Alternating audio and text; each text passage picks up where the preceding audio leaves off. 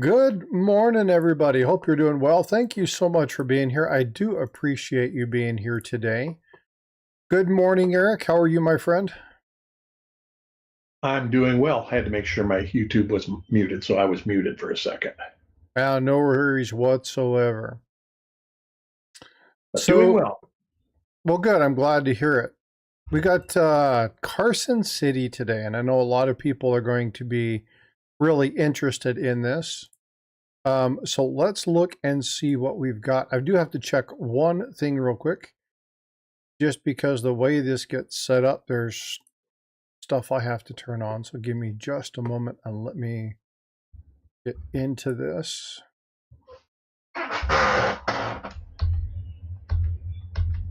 Morning, EMR. How you doing? Steve looking for silver. What's going on? Good morning, brother. Nice to see you. Hi, Nana. What's going on? How are you? Jackalope, as always, thank you so much for your support. Definitely appreciate it. Let me turn this on.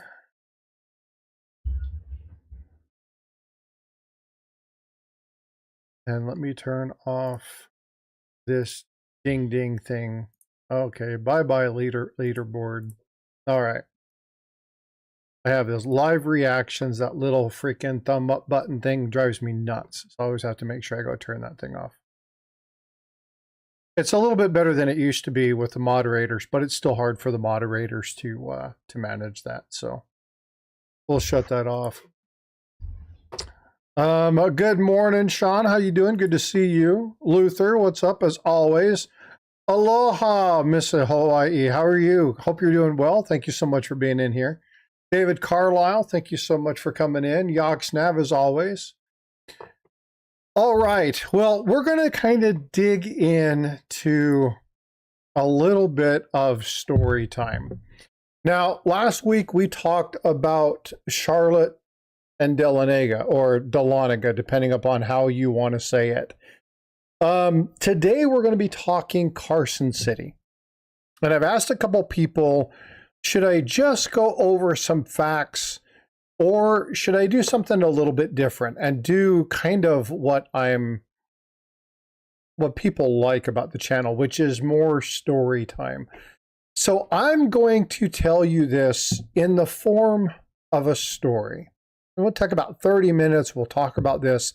And then Eric and I have come up with some really curious odds and ends about Carson City Mint. So sit back, grab your cup of coffee, relax, do whatever housework you're doing, and just listen to the story of the Carson City Mint.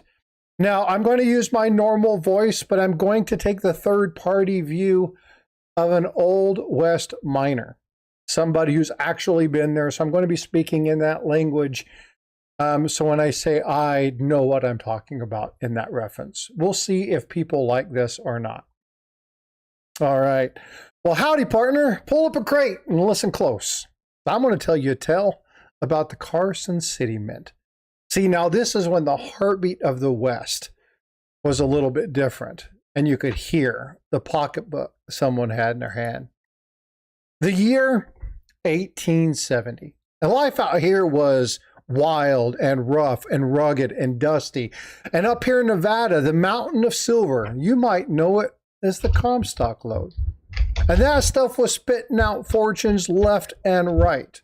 Matter of fact, before the mint, the only way to really get your money somewhere was to put it together and travel across the country. Now, you had to travel across the country. You had to go some pretty good distances, and those distances would lead you to these very specific spots. One of them led you to the trails and city of San Francisco. Well, why was that? Well, because if you wanted to get your stuff refined, you wanted to get your cold hard cash from the iron ore, you had to go to the place that it was done. Now, see, the government recognized this, and they also realized that, it's likely that you're going to be relieved of your treasures by outlaws. So the U.S. Mint decided that they were going to build 3 mints, and one of the mints that was going to be built was the Carson City Mint. But I got a question for you. How many of you know what the CC stood for in the town of Carson City. Now, see, a lot of people think, well, it's just Carson City. But actually, there was a nice little local superlative that was frequently used that referenced this guy. Do you know who he is? Well, the CC in Carson City meant compliments of curry. And if you don't know who this is the first superintendent of the Mint, Abram Curry. Now, he started stamping coins, and, they use the term game changer, but this really was, because it meant that the miners and the prospector could get their pay a little bit quicker. They could get their hands on the cold hard cash. And it's not the cold hard cash that you see on the right. See, the miners didn't like the notes. They wanted those Morgan silver dollars. And during this time frame, that was the piece de resistance. That was what everybody came. And it was this Morgan dollar that turned Carson City into a vital hub. It helped the entire region grow and provided jobs for the steady person. And it's not too uncommon that these silver dollars that were minted from 78 to 1893 were going to be in the hands of every gambler, rancher, gunslinger in the territory. You wanted to grab a drink or you wanted to play a hand at the Deadwood or in the town of Tombstone? Well, guess what? These coins were probably going to be circulated in those areas. This is where money was money, and there was always a trouble brewing. What do I mean by trouble? Well, you have the likes in the 1870s of the Wild West, the legends. Easy money coming out of places like Carson City. These were magnets for people who were looking for both the good and the bad and the quick score. On the one side, you had the villains, the train gangs, the train robbers, Jesse James and his gang. They were robbing the transports of silver and gold. And down through New Mexico, you had the young and dangerous Billy the Kid. But don't let it fool you. He made his way up towards Carson City a time or two before being tracked down by one of the famous sheriffs, Mr. Pat Garrett. And again, for every villain, you had a lawman. Now, these lawmen are the heroes. We see these. These are people like Wyatt Earp and his buddy, Doc Holliday. Now, Doc Holliday was famous for another reason. 1881, the shootout at the OK Corral. Or maybe this last guy. You know who he is? That would be the one and only Wild Bill Hickok. And so you had a lot of people that were defending because, again, you have a place full of silver and gold, and there's always some varmint trying to pull off a job. Now, most people think about this in the classic movie style, but guess what, folks? That's not how it happened. Matter of fact, we talk a lot about mint scandals, and a really big one happened here at Carson City. Some of you may know about it, some of you may not. And it wasn't a rough and tumble gang of varmint trying to steal money in this movie-style robbery. It was actually somebody at the mint. You know what they were doing? Well, what they were actually doing is taking gold, real gold, and they would cut out the center of it, and they would load it with silver. They knew enough about it because they dealt with it quite frequently, and so they got pretty good at hollowing that out, keeping the gold and forcing the silver inside. Now, the bars were a little bit bigger than normal, but it wasn't until you started to melt one down that you realized you had a problem. See, back in the day, we didn't have all this fancy fangled technology where you could put the stuff in there and check for the authenticity. You had to actually know your metals. Technology today has made it easier to detect people trying to rip you off. But we still, even to this day, run into problems with counterfeiting. We'll talk a little bit about that tomorrow on Sunday. But we talked a little bit about this, but everybody wants to know the true story. They want to know about the coins. They want to know about the mint marks. Well, if you don't know what this is Old Reliable. Coin press number 1. Now, see, as the story of the mint really gets going, it's not just the mint itself. We got some fun facts that we're going to talk to you about, but it was about the coins. So from 1870 to 1873, the very first coins started to roll off the lot. What were they? Well, seated liberty. But they weren't just dollars. They were dimes, quarters, and even half dollars. And it wasn't just silver. There was a lot of gold that rolled off the presses too. $5 half eagle, $10 eagle, and the $20 gold eagle. Now, everything with the CC mint mark carries a little bit of weight, but maybe not for the reasons in which you think. But there was something big that changed. 1873. Something was made, a law was changed, and they started minting the trade dollars. Now, they call it trade in trouble here in Carson City. This is when they changed the law and stopped making the regular silver dollar and started pushing the trade dollar. All this was going overseas. And see, our local folks, they didn't like that much. See, this was our silver. Why are we sending it abroad? Shouldn't be doing that. People weren't very happy about this. And it only lasted from 1873 to 1878. 1875, I don't know what they were thinking. You ever saw this? It's not a quarter. It's smaller. And it's not anything fun. It's a 20-cent piece. They went from 1875 to 1876. And again, just like sending our silver overseas, people didn't like this. It looked too much like a quarter. You guys would know something similar to this with the Susan B. Anthony. And, well, they didn't last very long. They took them off the books. But the centerpiece, whenever we talk Carson City, whenever we talk the Old West, is what? And that is this. The Morgan silver dollar. Of course, this is the famed piece. This is the piece that everybody looks for. It's the Morgan era, the big Carson City push.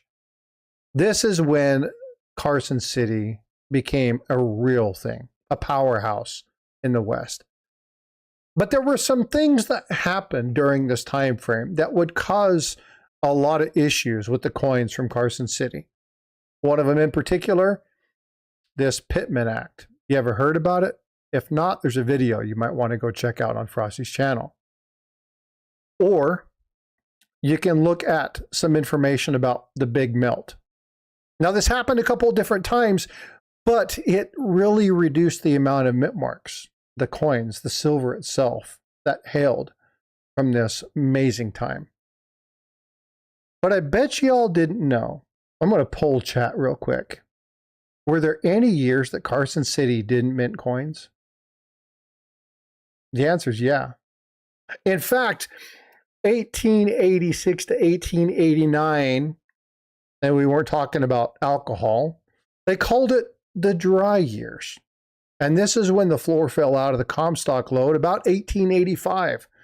There were political battles back east and over the country. Should we stick to silver? Should we go to gold? You had the gold bulls, you had the silver bulls, and people were trying to make up mind on whether or not they were trying to back our money by one metal or another. In some cases, they overvalued silver or overvalued gold, and unfortunately, it caused problems along the line. So for 4 years, up until 1889, a lot of these coins weren't produced. Well, 1889 came back, and that famed Carson City Mint finally came back up. The silver men won a victory. The mint got its coins back and started up the presses until 1893. It didn't last long. The last CC rolled off the press, 1893. The coining operation was shut down for good. But if you want to know more about this, the 13-year run of a coining operation done told. Dust, glory, and a truly wild time. Stay tuned. And we're going to talk a little bit about Carson City.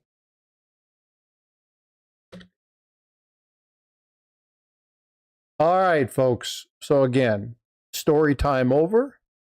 Let's talk a little bit about some fun facts about Carson City.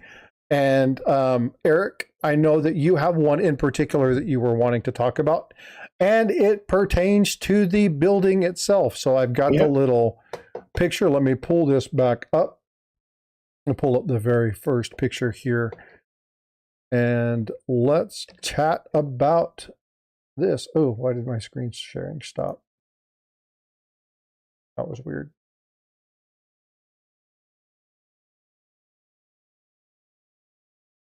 All right, let's go ahead and talk about this building. All right. The building is made of Nevada sandstone, and it was built around the same time that the Nevada Capitol building, or I don't even know if it's the same Nevada Capitol building as today. I would say the original Nevada Capitol building was built, and the stone was contracted from the Nevada State Prison System. They owned a sandstone quarry. So it was all mined by prisoners.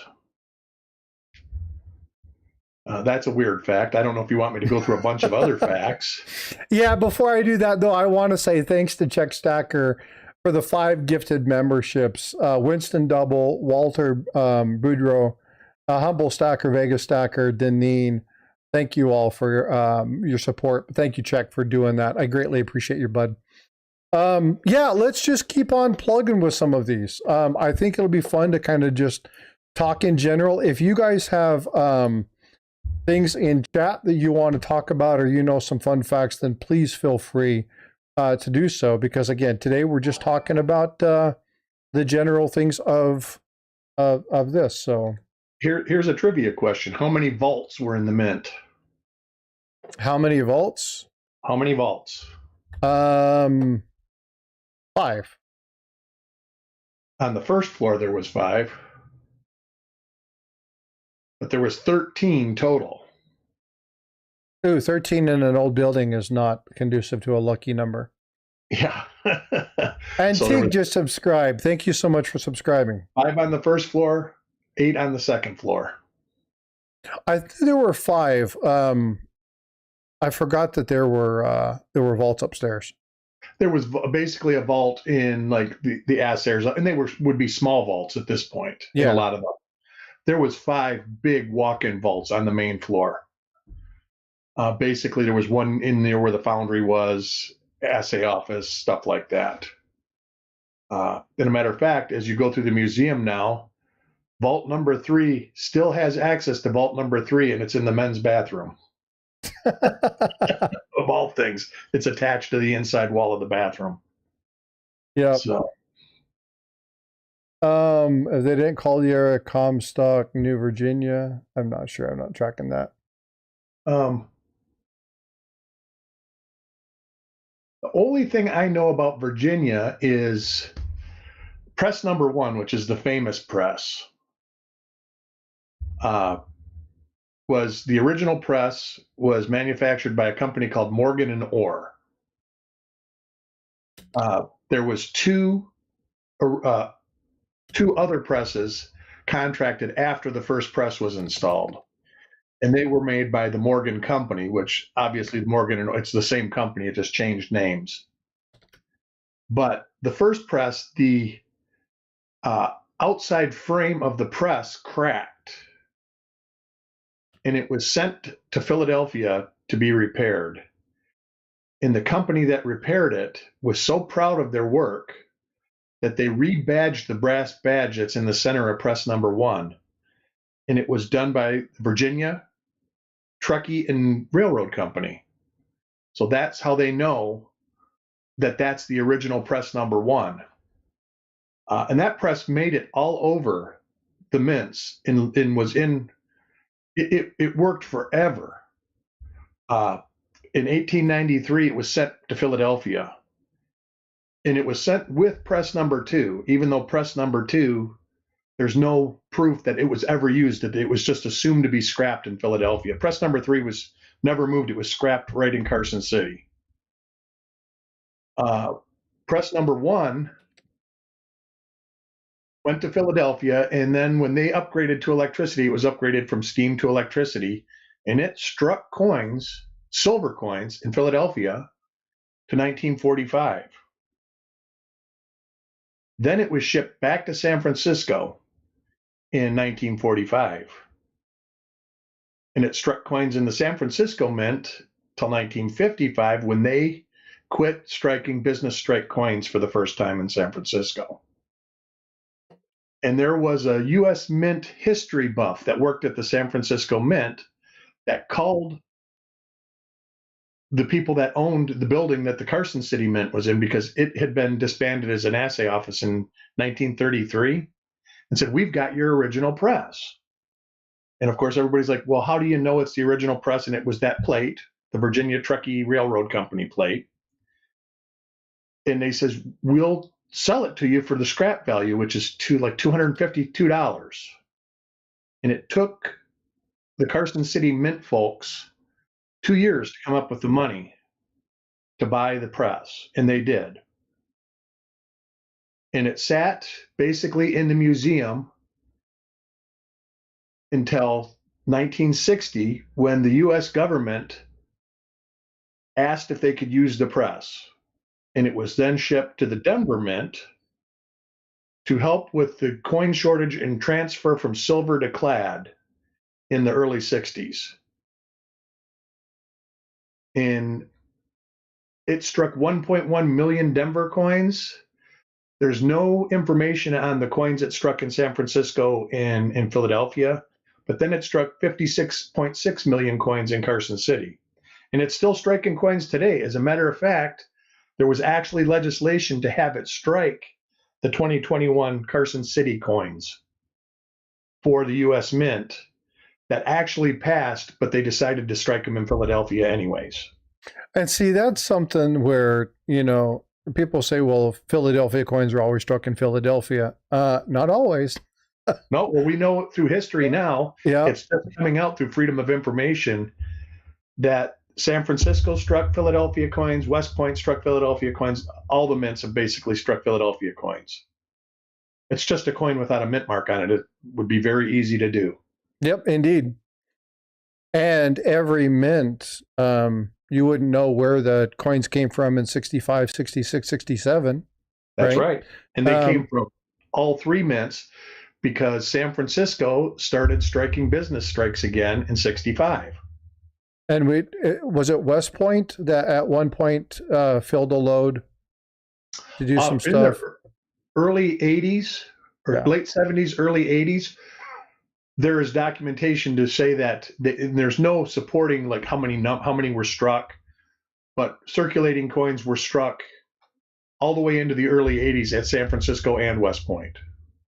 But they all were Philadelphia coins at that point. But there's no numbers to say there was 258,000, because that would be great if you could distinguish these coins were struck at West Point, Yep. Oh, yeah. And again, if you could determine that, if there was some way to identify that, it'd be another level of collectability. I don't think there's a way to do that, though. You have to study the dies very carefully. 65, 66, 67, we don't know where they were struck. Yeah, yeah. The only way to know is if they were in mint-sewn bags and you happen to know where that bag came from. Even then, I don't think that they came like that. I think that the bags were actually replaced at that point, where it just said Department of Treasury on it. Maybe. I want to get to a couple of comments really quick before they fall off of my purview. Matt T. Coins, Comstock Silver Mine had a lot to do with the CC Mint location. There was a lot of silver coming out, and it was easier to get it there. Yep, absolutely. That's basically all the mints. Same reason. Yep. Jack, if Jack was here, he would have already told us the VAM on that coin already. That's funny. That's probably true. Yeah. He probably would have. Many towns were abandoned after the Comstock lode ran out. Mining towns in general, whenever the precious metal ran out, they're ghost towns. That's how ghost towns formed. So that's everywhere. What's up, Kane? Good to see you. The Mint never wasted anything. That is true. They tried not to. That. Yeah, they tried not to. They've done they've really done really good work during their life to remain profitable. Doesn't mean that they didn't have abuses of some of that. We see that through some of the thefts. But yeah, go ahead, fire away. The no waste story. Back when they opened, they hired women to weigh the planchets. The planchet was under, it would be remelted and made into blanks and, of course, upset in the upset mill and stuff. But if it was over, they would file it down before striking. And every 3 months, they wore special clothes, coverings, gloves that the mint provided them. And every 3 months, the mint would shake, reharvest, and then burn the clothes to reclaim all the shavings of the precious metals. Yep.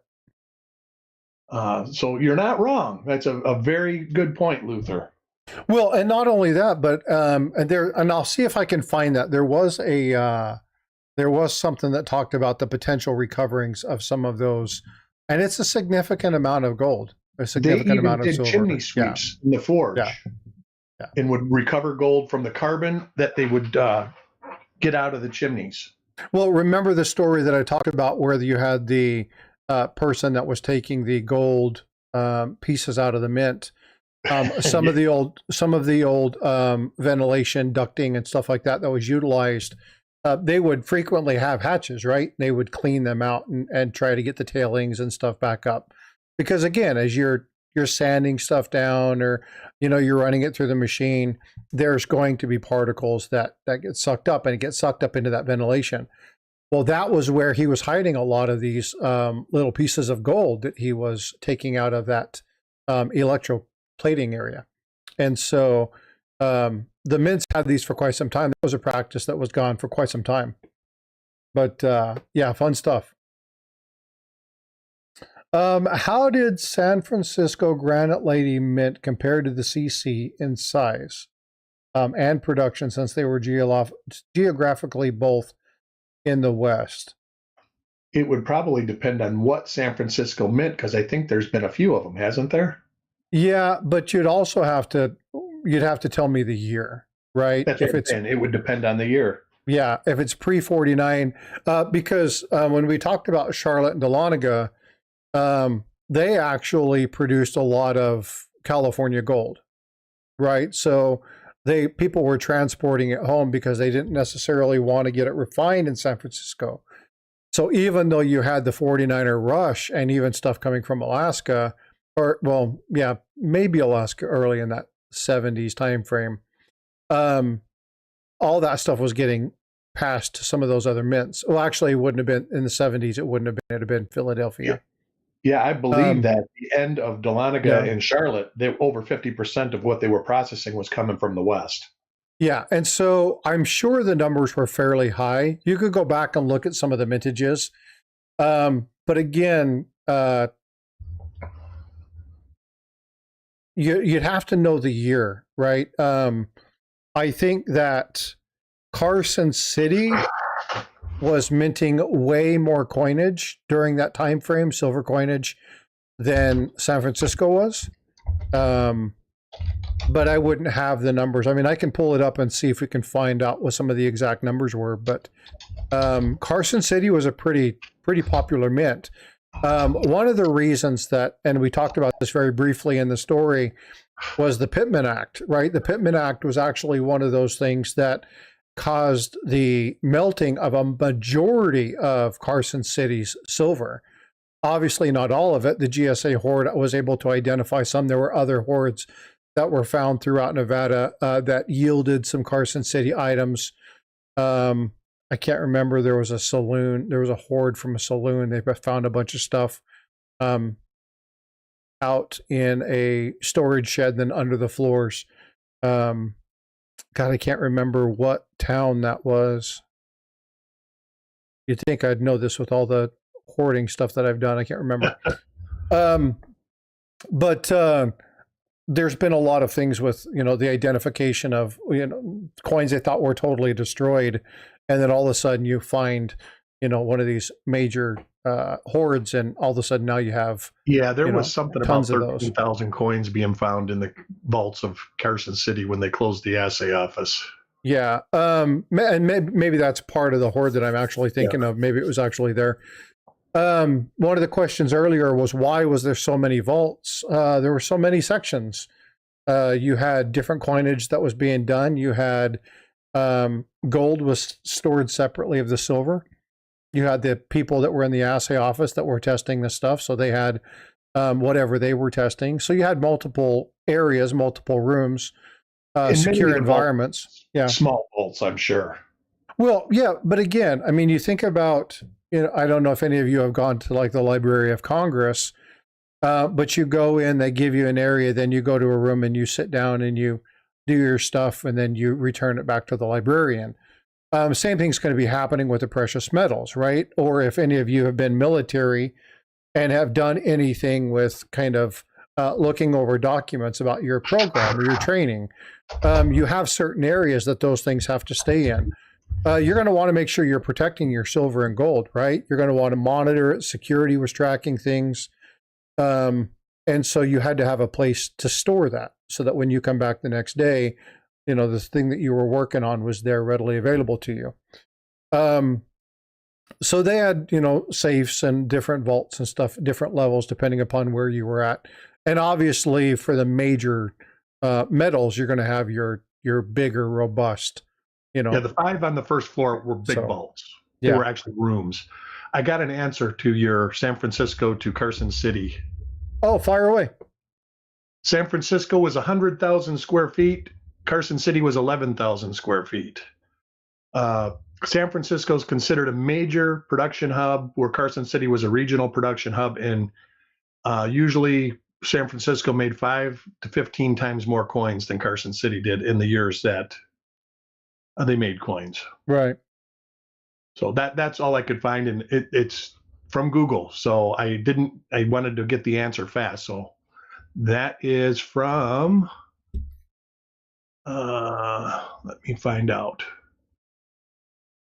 Oh, that's actually from the Carson City Mint Historic Society. So I would say that it's probably correct. Probably pretty accurate. Yeah. Yeah. A lot of right from the mint. A lot of the stuff that I pull in my stories comes from those sources. Yeah. Now, does it mean that history hasn't changed a little bit? You can't find people who find different versions of history. Absolutely. Right. And so, are there other facts that are out there? What's up, West Texas? Good to see you guys. Yeah, there's always additional pieces of information, but I always try to go to the Mint website, look at the local offices. There were local banks and stuff like that. They all keep documents. So you try to find those places, and they usually give you a pretty good picture. And that was like the press information I gave. Press number 1 has documentation of its whole life. Press number 2, there's conflicting documentation. And press number 3, there's basically nothing that ever said that it ever left the Carson City Mint except to go to the scrapyard. So press 2, there was conflicting. They said that yes, it was brought, and yes, it struck coins during World War II, but there's no actual real information like from the mint that says that. Whereas press number 1, there's documentation right from the U.S. Mint that says that. I wonder why the changes. I wonder if this is a change in. Because my connection was lost. Hopefully, I'm still live. You guys see me still? Okay. Yep. Interesting. It says connection was lost. But it's amazing. For a press to last that long, I mean, it worked from basically 1870 to 1964. Striking coins.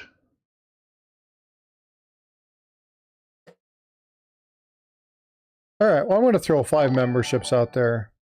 All right. We're going to get Zentap, Voodoo Mama, Gutters Pub, Richard Metcalf, and Mike's Mule Barn, also known as Mike for Democracy. So thank you guys for being a part of the channel, for jumping in streams and saying hi, and congratulations on your membership. Did you know that there was an earthquake right after the Carson City Mint was built? I did not know that. Abram Curry rushed out to check the building, and it was put together so well, the structure was built so solidly that there wasn't an ounce of damage with the 6.1 and the aftershocks that happen afterwards. Oh, So that's another those, characteristic of the building. Now that you brought that up, that must be why this fact is out there that it has 1-inch steel shutters on all the windows and doors from the inside. And it said it was to stop robbery and natural disaster. So they were closed up every night. oh, so KTM, that's something that if you ever go to the museum that's there, they actually have all of their little gift shop stuff. They're absolutely right. Yeah, they do a bunch of half-ounce Yep. silver strikes with the CC mint mark, and you can go to their online website. I think because they do, they'll do like 5,000 of these commemorating the press number one. There was actually a commemorative for press number one, but they do different commemoratives all the time, and that was one of the reasons that they almost had them strike the 2021 Morgan CCs there. That was, and it did get passed, but the mint decided not to do it. Yep, the 1896 earthquake. Yep, it was just weeks. I think it was like 2 weeks after the building was finalized, and 6.1 magnitude earthquake. Yeah, I wonder and, if that had anything to do with those shutters. I'm not sure. I don't know how That's frequently when they they were talk put on. about it in their website. They talk about it being for robbery and natural disasters. And why would they put I'm thinking to myself, wow, is there tornadoes in Nevada or something? You know what I'm saying? I didn't know what disaster they were talking about because I was unaware of the earthquake. Yeah, so I mean, when you think about where Carson City is, so think about the map of Nevada. Carson City is on the left-hand side of Nevada, closer to California than it is to Utah, Arizona, or New Mexico. But it is on the left-hand side. And so when you're looking at the general location, remember California is full of fault lines, right? And those fault lines run all the way through Nevada. There's a series of fault lines that run through that entire area. So this had to be a fairly significant tremor. Now, I don't know if this tremor, the 6.1, I don't know if it was initiated by mining. I don't have that information. But it was, within a couple of weeks, the earthquake hit and this building was unscathed, absolutely kept together. There's also another political event that happened that kind of was the downfall of the assay office. Anybody know what that political event was and maybe the year in which that happened? I'll give you a clue. If you Google end of the assay office in Carson City, it'll give you the year and you'll probably be able to determine what event. Well, I know what year it closed, but I don't know. The Depression? Nope, little after the Depression. Because 1933 is when the assay office closed. And what happened in 1933?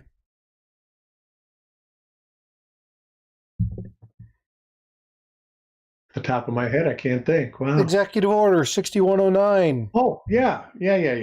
That's right. Major big issue. And so it was around that time frame that they ended up closing this as an assay office, and they started moving the gold to certain areas. Again, when you look at Pittman Act, here's a question for you. Peace dollars, you understand peace dollars, right? Sure. Why was there a gap in the peace dollar, in the minting of the peace dollars? That I don't know. Is it because of the Pittman Act? It's because of the Pittman Act.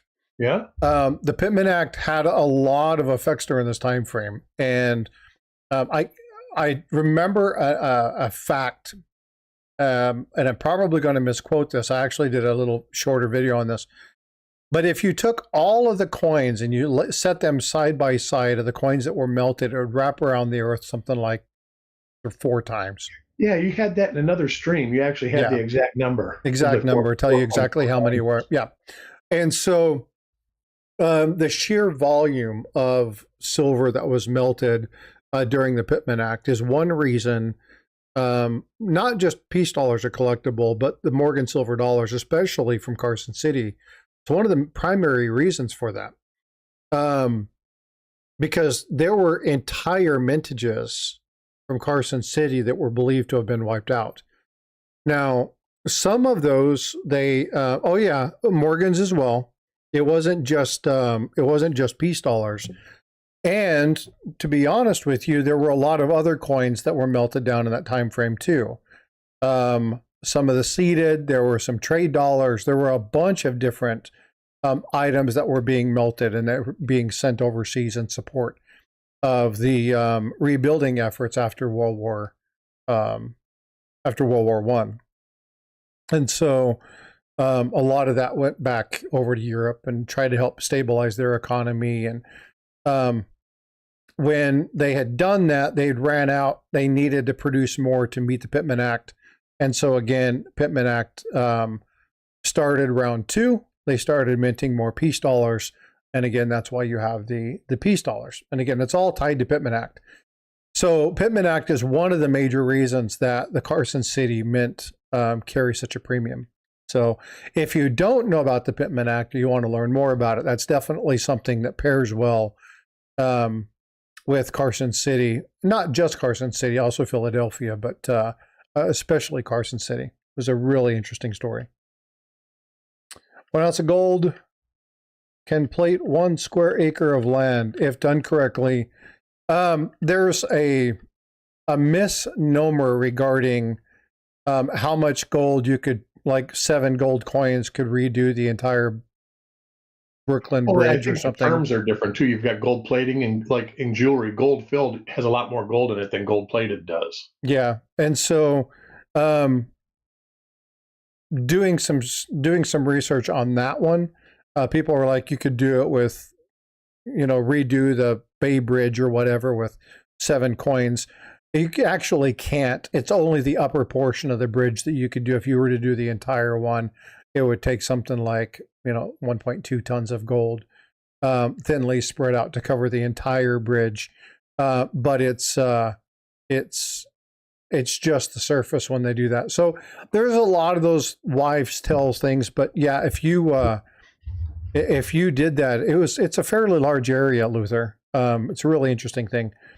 But again, yeah, the Pittman Act. If you don't know the story, you definitely want to track and be following on the Pittman Act, because a lot of cool things on the Pittman Act. What other fun facts you got? That's about it as far as that mint goes. Trying to think in the data banks now. I'm trying to pull up mintages of some of the CC Morgans real quick. Oh, there I do have that handy.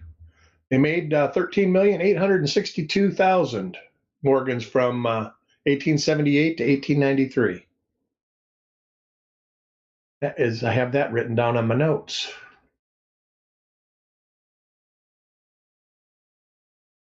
$1885 CC, one of the lowest mintages, 228,000 coins. 1889 CC, 350,000, another crucial date. Now, there is something else that I want to mention. When we talk about limited quantities, a lot of people utilize the word rare. We had somebody come into the stream last week and was talking about the term rarity. And again, yeah, Sonny, you're absolutely right. They don't make things like they used to. Absolutely fact. But they were talking about the word rare. And one thing that I'm trying to, Mike Nodelman said something that really kind of stuck with me, and that was the term desirable over rarity. The reason they fetch such high premiums is because they're desirable. Not necessarily rare. Like the 1909 SVDB isn't rare. It's desirable. And desirability paired with how many there are, not rarity, but how many there are, and condition play big roles. So I'm going to try and stay away from utilizing the term rarity on the channel unless we're talking about genuinely rare coins. And what is the scale to actually say what is rare and what is not rare? Utilizing the rarity indexes, they give you ideas. Right. Over 100, 5,000 is kind of like the peak of their number system. So utilizing those, because again, limited supply is not rarity. It doesn't mean it's rare. And again, I appreciate the conversation there. There's a lot of different information, but there is. I do agree with what they had to say. Oh yeah, I do too. Let's see, universal rarity scale. Let's see. Yeah, rare is 1. Goes up to what they consider rare as far as coins, as far as the universal, anything under 31,999 is rare. Okay, that's a good number. Yeah, I know there's a couple key numbers inside there. Yeah, there's 2 that you are. Oh, here it says goes up. It says it goes up to 500,000. So a 1909S VDB would be considered URS 20, which is the highest it goes. Oh, yeah, the highest it goes. But it's not considered rare. Well, that would be anything 500,000. It would be 20. It wouldn't be considered necessarily rare. I'm not sure. Well, let's see what this says. Oh, that's different. That's for Van Allen. That's for peace dollars only. Yeah. This is Sheldon rarity scale. Sheldon rarity scale says R1 is greater than 1,200. So that's basically for colonials, though. But the URS scale, it doesn't really break it down except to say that it stops giving rarity scale after URS 20, which is their top universal rarity rating is number 20, and that's 250,001 to 500,000. So a 1909 SVDB would fall into URS 20. Yeah, but I don't know that I would consider 500,000 rare. That's a whole lot of stuff. Right, but you got to consider how many are left. 1909S, there's a lot more left because a lot of people kept them because it was the first year. But if it would have been, look at a 14D, 1.4 million. They're harder to get than people think they are. I mean, you can get them. There's still probably thousands of them out there. Especially in the last 15 years. Yeah, I mean, technically, if you want to get into rare stuff, even according to this, anything under URS 10, that's 500 examples known. And that's why some dye varieties are worth so much money, is because there's literally, well, look at, is it an 88D doubled ear scent? There's 3 known. So it's URS 3. That's 3 to 4 known. That's rare. Even when you get into the 1964 special mint set coins that were minted, depending on the denomination, there's 40 to like 80 coins of each. That's still pretty rare. Rare enough. Well, there, a 1982 small date copper cent. That's another one. URS 3 to 4 examples known. And I get emails every day saying that people find them. Yeah, no. Sorry. Yeah, no. And, and I like the way Chuck explains it. It's like, look, the odds of finding these is, 1 in 1.9 billion or whatever. But if you figure it out, it's the same odds as being struck by lightning twice and then being eaten by a shark or something like that. Well, yeah, like being eaten by a shark while being struck by lightning. Yeah, it's an ungodly number. And people are like, well, I found a bunch of these and they're all the same. No, not likely, especially when you identify, there's only 3 or 4 of these. But again, for the terms of rarity, when we talk about something that's rare, we'll mention it's rare. I'm going to try to use desirable. 500,000 in my book isn't rare. It's definitely a lot of high value coins. It's not because they're rare. It's because there's something about them that people think, wow, this is really cool, or I love it. You know what I'm saying? Yep. There's something that makes people like it. Just like the Carson City. There's a 1883, right? Huge vintage of them. I've got a couple of them. MS63, you're looking at a $350 coin. It's affordable for people. They're definitely not rare, right? Right. And so people go, well, it's Carson City, it must be rare. People need to get away from utilizing the term rare. Carson City is a more desirable mint mark. That's what it is. That's what that means. Yeah. So Luther, now you're talking about some of the hot lips is one that I really want to get. I don't know what the alligator eye is. The alligator eye is another one that's a double die on the eye of the Morgan. Yeah. They're not uncommon. You can find them relatively cheap. You can actually find them just looking at the coin. I don't even remember. I think I've got 2 of them sitting around here. I couldn't tell you where they're at, but I know I've got a couple, and they're ones that I've just found looking at coins. So, and I think there is 2 years of alligator eyes now that I think about it. But getting back to rarity, there's only one Carson City coin that would actually be URS 19. The rest of them would be URS 20 or not even on the scale. And that's the 85cc or the 89. 85cc would be URS 19. Yeah. Yeah. Yeah. And so, I mean, now, again, if you want to talk about the King of Morgan dollars from Carson, or the King of Morgan dollars, the 1895p proof, right? There were only, what, 880 of those or something like that. It's a very small vintage. When you get down into that, and again, under 5,000, gold maple or platinum maple said, Canada under 1,000 coins. You get to under that 5,000, 10,000. Okay, I may go as high as consider rarity starting at about 10,000. Okay, because you also got to consider the time period of the manufacturing of the coin. Well, right, because if you're talking about 1877, when they only did 12,000 coins, right? How many survived? Right, exactly.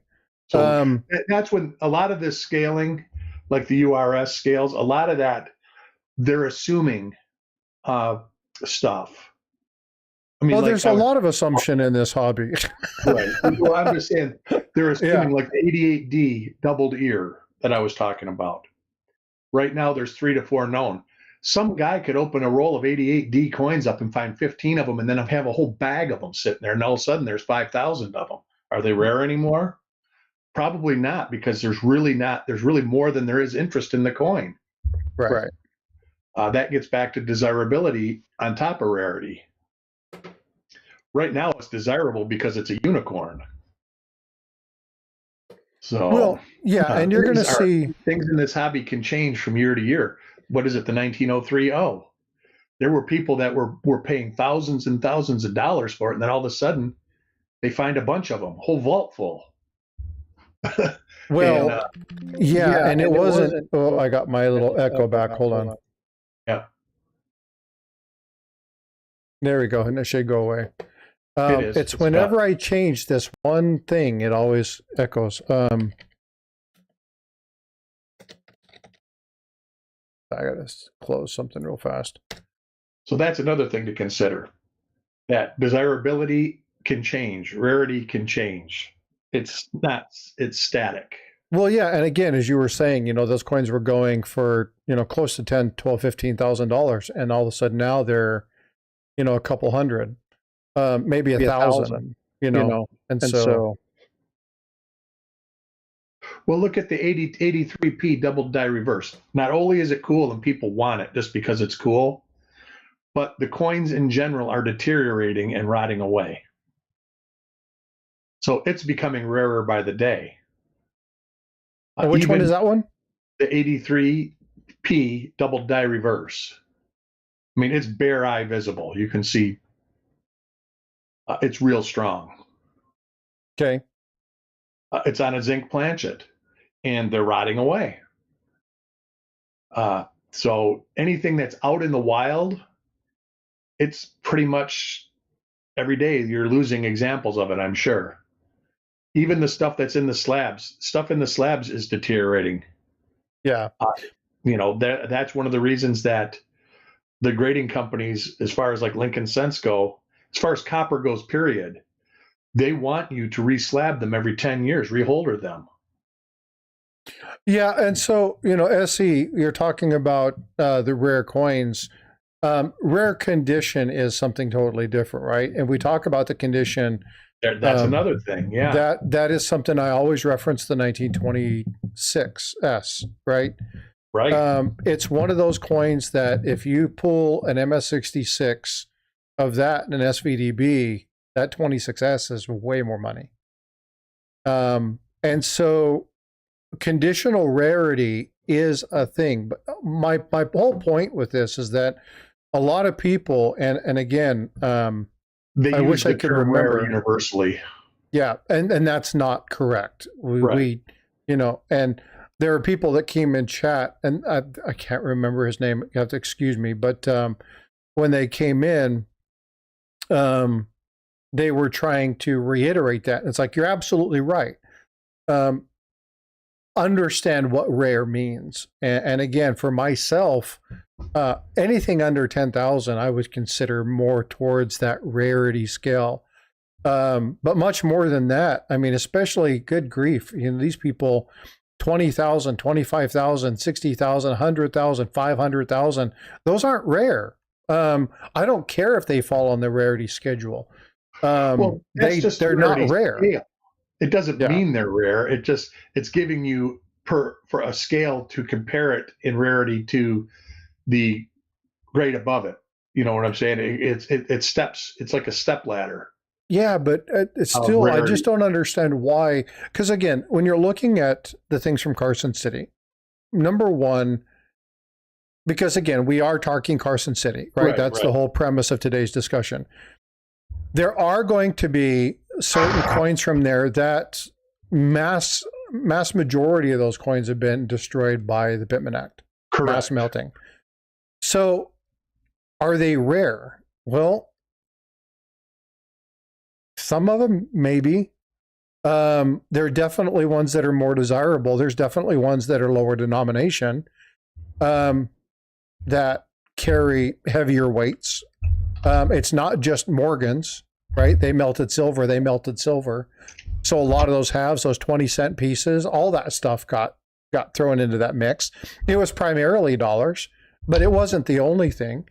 Then you also have local melt off in those areas, with people trying to, just keep the bullion, not necessarily wanting the coin. We still see melting to this day, right? So do we really genuinely know some of the numbers? No. I don't like talking about rarity in that fashion. Here you go, Frosty. Here's a good indicator. They made about 3,800 1870 cc double eagles. And right now, there's an estimated 35 to 65 known. None of them are mint state. Okay. So that would, even though, I mean, it was rare to start with, but now it's extremely rare. It's a rare coin. I mean, the AU53 example brought $400,000 in 2014. So that's $1 million coin. Oh, sold for over 1.6 in 2021. So that's a $2 million coin now. That what I'm saying is there's things in history and things in time that can make a coin that wasn't necessarily rare again, or rare for the first time. I mean, you can get into ancient coins, and this would be something to ask Aaron Burke. They might have made thousands and thousands and thousands of them, but now there's only two, and there are only two legal ones or whatever. Because when you get into that, you get into all sorts of different prerequisite things of ownership. So, well, provenance is a real thing when it comes to coins, and a lot of people don't realize that provenance matters. Right. No, and so especially with ancients. So my point is, a lot of coins could have a heavy mintage and be rare still. At this point, Luther made the comment about, or somebody made the comment, will zinc cents be rare? In 200 years, I bet you they are rare. Finding one that's not completely rotted away. That's right. Yeah. In our lifetime, there probably will never be rare. So I want to address a comment in chat. It's if you were to invest £1,000, what would you invest in as a beginner? The first thing I'd do is contact a financial advisor. We don't offer financial advice. But if it were my money, I would diversify it. I wouldn't put it all into one thing. But each person's needs are different. And so in order to answer that question, you really have to assess what your goals are. So if you don't have a good way forward, then it's a really good idea to get a financial advisor. But I can't give you the answer simply because that's not what we do. But as far as coin goes, the words of wisdom is, if you want to make $2 million in coins, start with 4 million. Start with 4 million. Yep. Yep. Exactly right. Yeah. If you're going to put money, if you're going to put £1,000 into a coin, make sure it's a rarity. Make sure it's highly collectible. Make sure it's some of the finest grades. You want to make sure that you have something that other people are going to want. Don't buy a bunch of common stuff. That's not going to help you. I hate to, like I say, it's not any investment strategy. Key date coins and coins of, like we were saying, that they're just valuable for other reasons besides rarity. You usually can't go terribly wrong with them. But I still don't think I would make a retirement investment in coins unless I liked collecting coins. I just don't think it's. And if you're going to, it's got to be a real rare coin.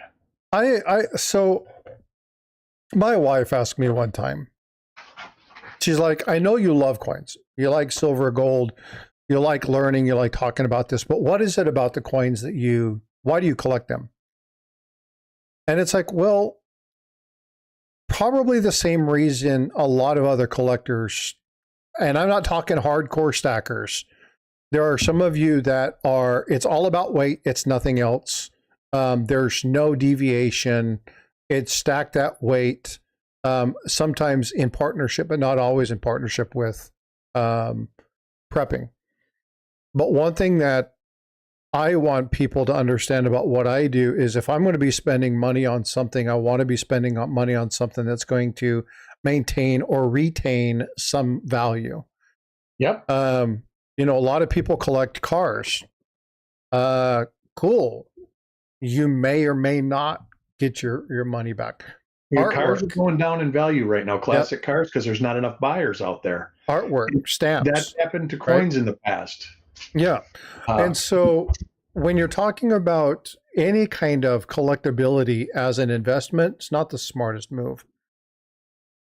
There are other things to do. But if you're going to utilize that as part of your strategy, you had better know what your plans are. So get a financial advisor involved. Do you know what my first thing about collecting coins was? When I was very young, was collect what you like. What drove me towards why I like holding on to coins, or where I have coins, and I think it's part of my hoarding issue, is the emotional feeling I got. I was probably 5 years old and I got a brand new penny and change. I went up to the corner. And that was like one of the highlights of my life. And you go, wow, that was a highlight of your life? Well, yeah, I was like 5. It was like one of the first times I ever spent real money at a store, And, I was going to make a comment. It's because they're shiny. When your wife asked you, it's like, I like shiny stuff. I like shiny stuff, but I like coins. I like history. Everybody's saying the same thing. History all the way through. It all kind of links together because that feeling I had when I saw that shiny penny, that's history to me. Yep. Well, and that's something that's been kind of a common theme in chat is history, right? That's why we like numismatics. This is why I tell the stories that I do on Saturday mornings. We like the history of these things. But again, if you're trying to find coins as an investment, number one, we probably don't have the money to really invest in those coins that are going to hold that kind of thing. You can find them. your advice to seek professional help, Yeah. I am sure there is numismatists that can tell you how to invest in coins also. I'm Well, sure there's it a can be facet part of of your that. strategy, absolutely. Yeah. But again, But seek professional help. You know what I'm saying? Don't just say, well, I'm going to buy all this, yeah. and eventually it's going to be worth more money. When I bought what I bought, I mean, I've got just a lot of Lincoln cents and a lot of coins laying around. Yep. I never thought, I didn't buy them to make money off of them. I bought them for a different reason totally, and that's to look at them. One by one. I own more than I can ever look at in a lifetime, but I still want to look at them. Yep. Now, all of a sudden, with the way people are hoarding coins, everything's going up in price. I don't agree with that. But now, all of a sudden, the silver, when I was a dealer, I still got 500 rolls of silver dimes. And I never in a million years thought they'd be worth anything but like $30 a roll. Yep. Well, they're way more than that now. They are. Yep. I want to get to a couple of comments in chat. SC Stacker, beauty's in the eye of the beholder. My 1853 arrows and rays aren't rare, but they're beautiful coins to me. I love the seated. Christian Gobrek is my guy. Russ Bega is also a seated person. And there's some amazing coinage from Christian Gobrek. You like what you like, right? And so collect what you like, collect what you enjoy. I love that comment that Luther made. Which one? He has coins that are rare to him because it's a story in his life. Well, and again, they're priceless, but common to everybody else. What's important to understand that, what's up, John Shank? Good to see you. What's important to understand, and this is hard to explain to people,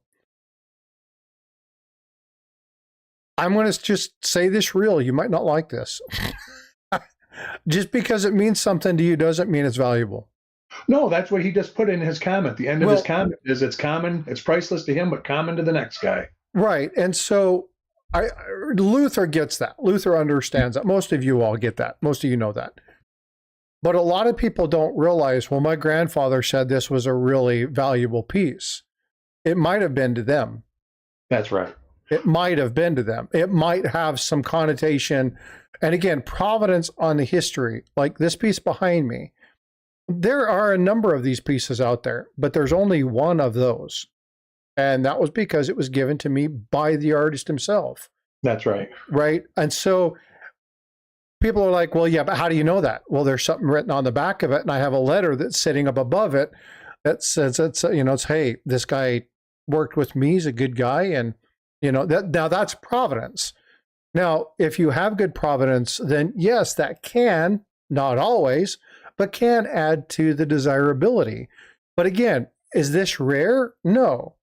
What is rare is the letter written in handwritten script signed by him that calls my name personally and says, he was a good guy and I give my recommendation. He didn't do a lot of those. That's a rare letter. But there's thousands of recommendations by other artists. Is it rare in its form? No. Does it mean anything? Hell yeah. It means a lot to me. But to the next collector, you got to find the right person. And to me, that's why I collect coins. Right. What they mean. I'm not doing it. Well, I don't. I have a very difficult time selling coins. So there's stories about coins, and I'm going to reach down and I'm going to grab something real quick. Trey, thank you for subscribing. Much appreciated.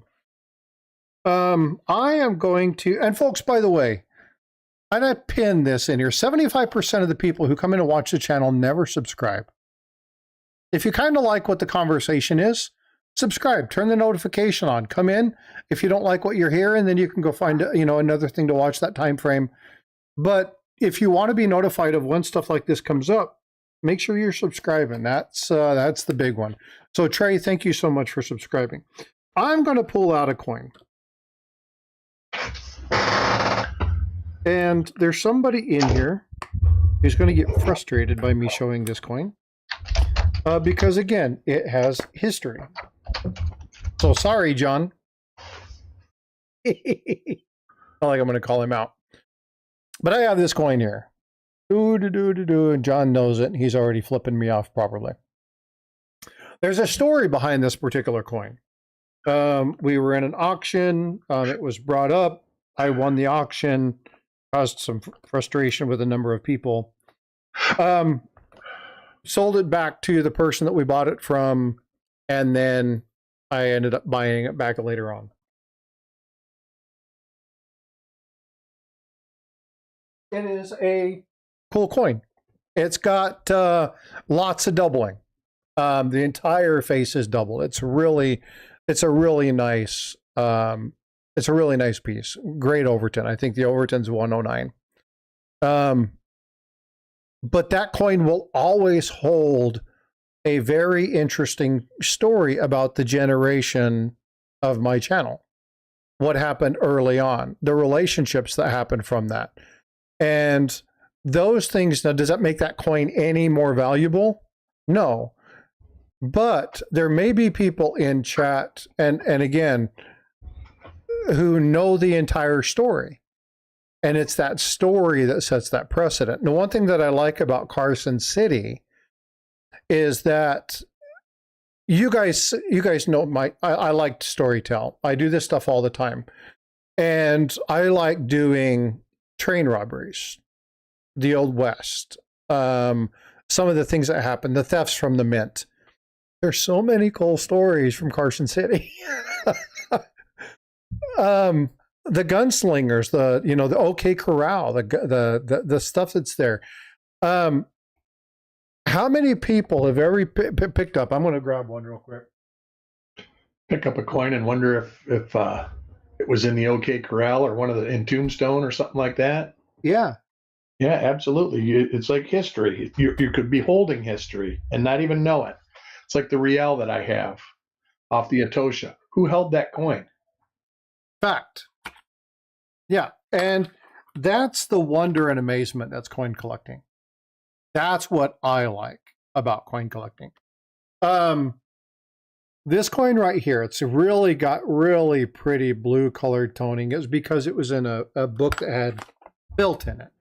It was one of those things. And this actually came from a coin shop in Nevada. It was picked up by my granddad in a little town called Fernley, Nevada.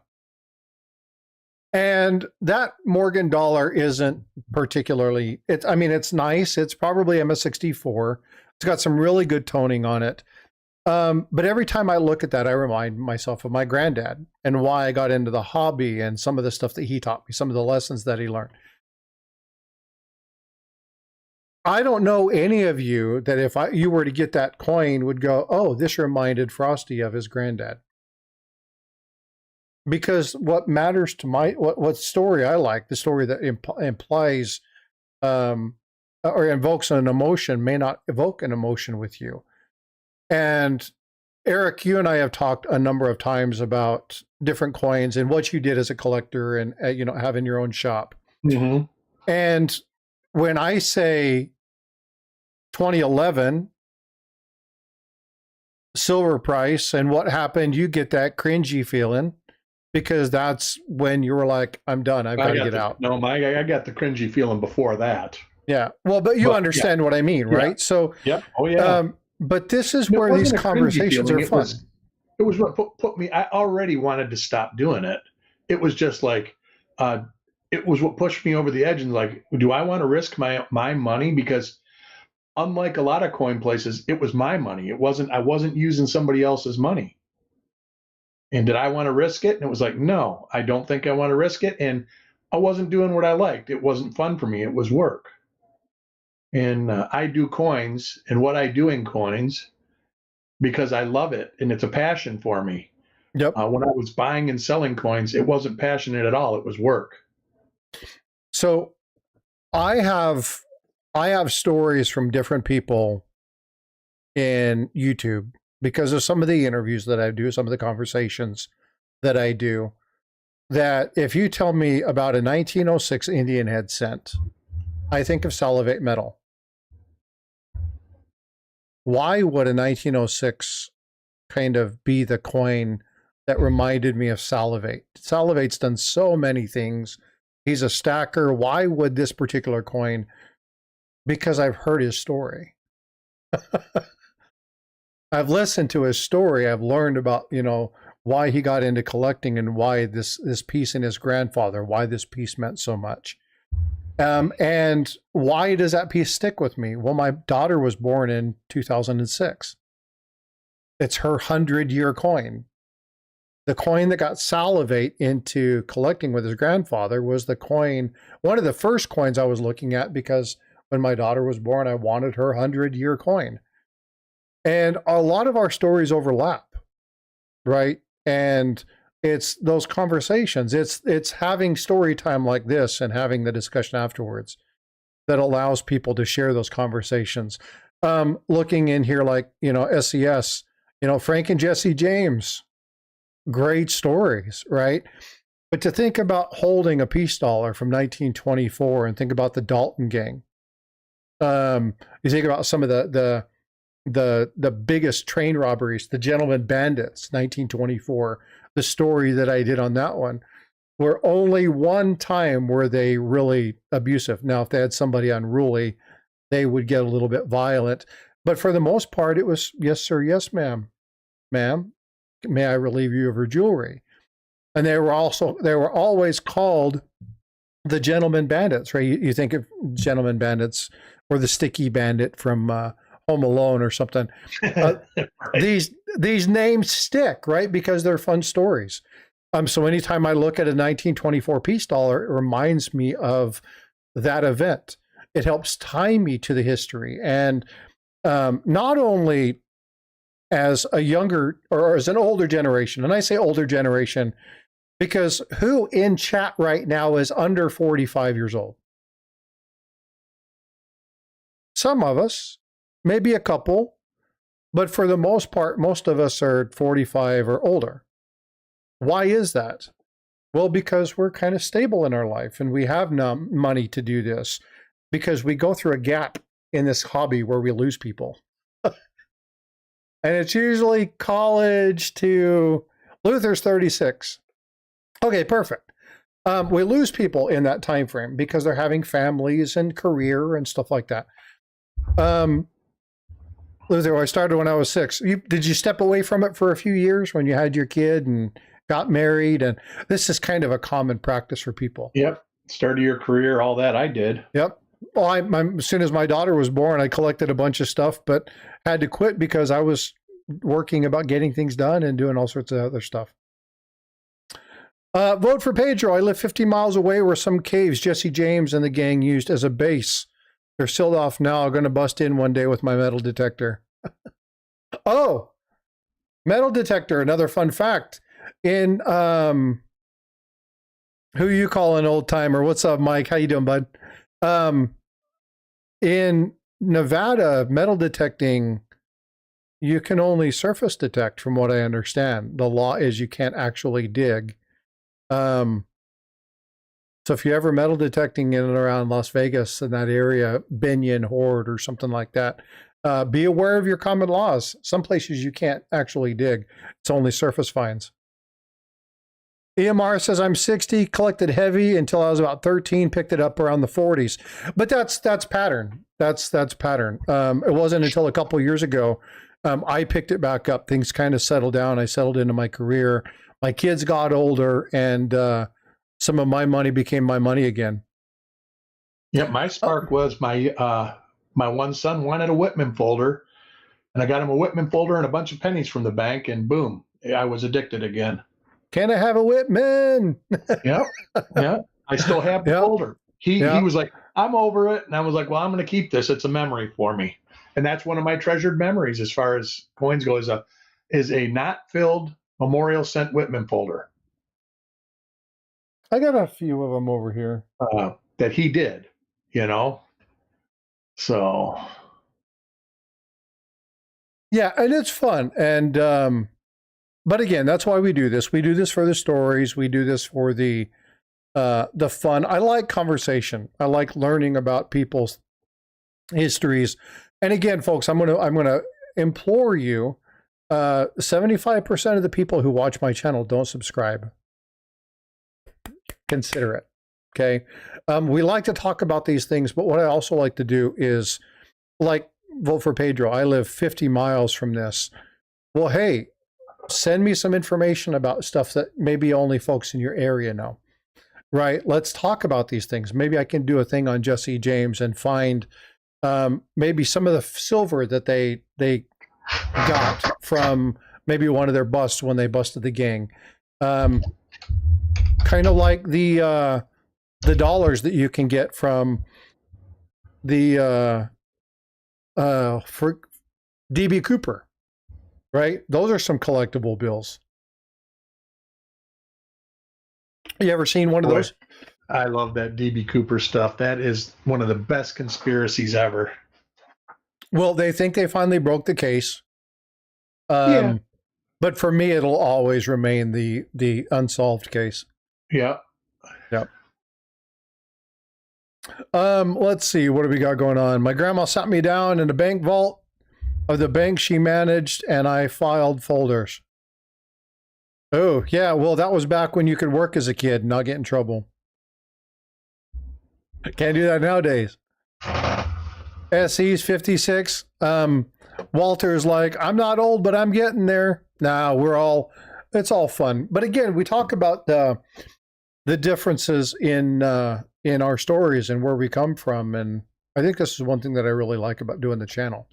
I would never have got to talk to many of you if it wouldn't have been for the stream. So if you have stories that you guys want to know more about, let us know. Yeah, I know you live pretty close to Delanego. Why haven't you sent me a coin yet? Me's like, listen, dude. Me sent me a lot of coins over the years. Good dude. Actually, every time he comes through San Antonio, I try to get together and go have lunch with him. But a lot of great friendships, a lot of great discussions, a lot of great stories. Tomorrow, during the live stream, Jack Young's going to be here. We're going to talk more Carson City. We're going to talk about some of the common counterfeits of Carson City. We're going to talk a little bit about mint marks and actually give you guys tools and strategies. So this is exactly how this is going to run for the next few weeks. We're going to be talking about Philadelphia. Next week, is Jack Young or Jack Riley? I know, well, Jack Young is working. I haven't seen either one of them this morning. Sonny's in SA. I love SA. I am north of SA. But one thing that I want to do is I want to kind of keep the topic, keep that kind of flow. So we're actually going to go over New Orleans next Saturday. We're going to talk about the history of New Orleans. New Orleans is a powerhouse. When you're talking about, show trading coins, that's right. He said that if he wasn't here, something went horribly wrong. But we're going to talk about New Orleans. And then on Sunday, we're going to try and work it out to where Jack Riley can come up with Jack Young. It may just be audio, and I'll probably get some images from him. And we're going to talk about the family of micro O's that he's identified. There's a whole series of those. We'll talk about a lot of those and give you guys some information. So here's what I want you guys to do for next weekend. Actually, even tomorrow. If you have Carson City coins, Carson City halves, full dollars, whatever they might be, get them out. Come tomorrow. We'll be talking about mint marks. We'll pull stuff up. We'll be pulling up VAMs.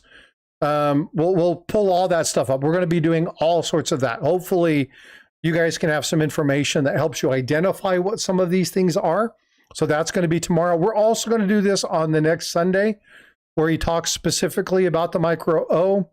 And I want you to grab your Morgans, grab all your New Orleans Morgans, and let's look at some of those and see if we can't find maybe something wrong. Every time Jack Riley or Jack Young talk, I go through my collection and I look for coins. And Jack Riley has the dubious honor of being the person who taught me my first counterfeit coin in my in my stack.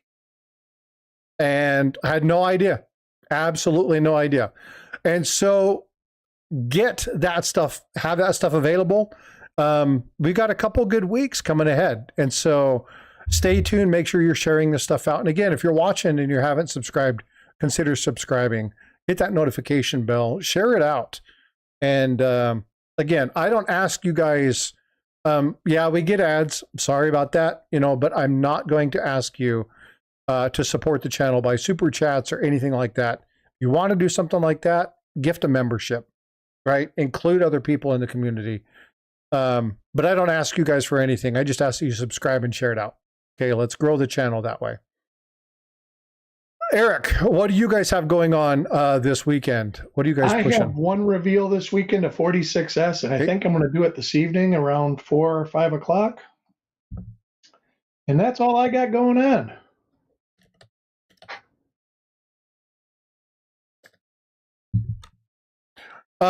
Sonny, I hope to see you there. You said it looks like it's going to be a good time. Well, I hope to see you there. For everybody who's been here, I hope you enjoy this. I'm going to go through and clip the first portion of this. I'm going to make a video. If you want to go back, I'm just going to, it'll take me a couple of days to do the editing, but I'll make a little short video of that and then just put it into the stories book. So if you just want to do that, you don't want to listen to the whole conversation, that story will be available to you. It's about 15 minutes long. So I will be doing that. If you guys have questions, comments, or if you want to just member for 26 months, we're talking OG here. Subscribe, people. Thanks, me. Appreciate you, bud. But please be here tomorrow. And again, grab your Carson City coins, have them available, and ask lots of questions. Again, we're going to have Jack Young here, done a lot of work on this. Jack Riley will probably be in chat. And do me a favor, please, please, please be praying for Paula. Paula had her procedure. She's a little bit under the weather, trying to take care of some stuff. Send a message to her. Go check out one of the videos. Say, hey, Paula, thinking about you. Go to the community page. Love you, Paula, thinking about you. Let her know that you're thinking about her. She is a staple on this channel because she is full of wealth and knowledge. So again, please make sure you're stopping over and saying hi. All right. Eric, thanks, brother, as always, for coming up. I appreciate you hanging out with us. Pleasure. Love this kind of stuff. And we'll have to do some digging on New Orleans. We're going to have some more conversation next week. All right, brother. Well, hey, folks, I appreciate you. Be well, be blessed. And I will see you guys